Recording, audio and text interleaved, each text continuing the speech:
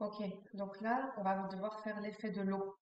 L'eau, on voit que ça fait des formes plutôt courbes avec des espaces blancs. On le voit bien ici. Donc nous, on va faire des formes aléatoires courbes et l'espace blanc, finalement, on va laisser simplement le blanc du papier.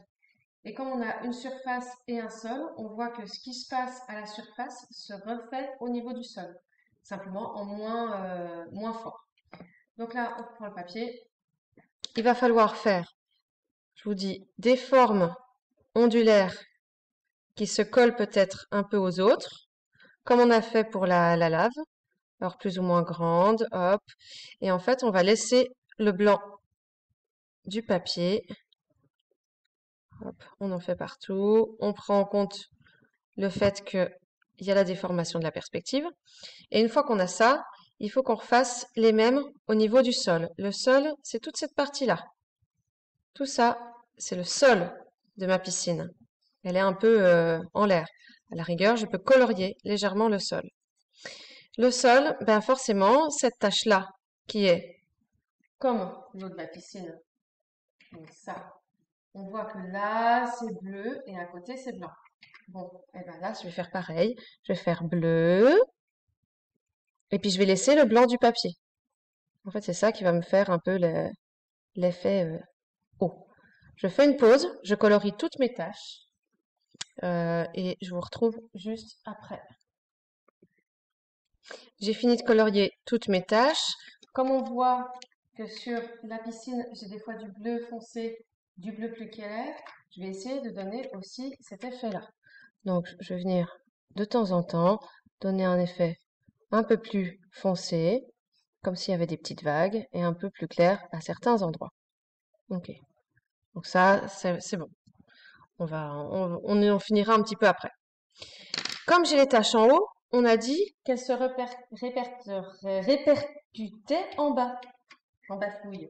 On voit sur le sol de la piscine, on a les mêmes taches qu'en haut. Donc, hop, hop, hop, on y revient là. Celle-là, elle va aller sur le sol. J'essaye de respecter à peu près la forme que j'ai en haut.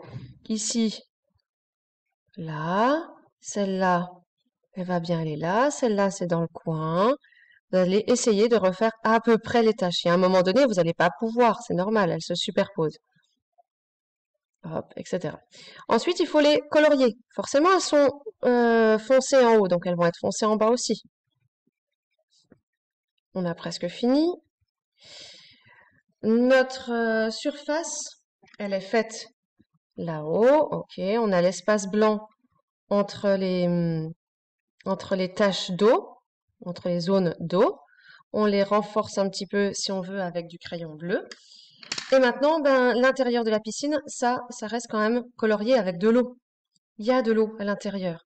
Donc là, je peux quand même colorier avec l'eau tout le cœur de la piscine et les murs un peu plus. Voilà. Ça va être pour l'eau. En dessous, si j'ai du sable, par exemple. Là, j'ai du sable, j'ai du sable, j'ai du sable. Je regarde combien de temps on est. Eh ben, forcément, mon sable, je vais le voir aussi à travers l'eau qui est là. Alors, j'essaie de ne colorier que dans les espaces blancs, parce que c'est ceux-là qui vont être clairs. Hop, et voilà, je colorie petit à petit. Et là, on peut voir quand même un peu à travers, mais je suis légère.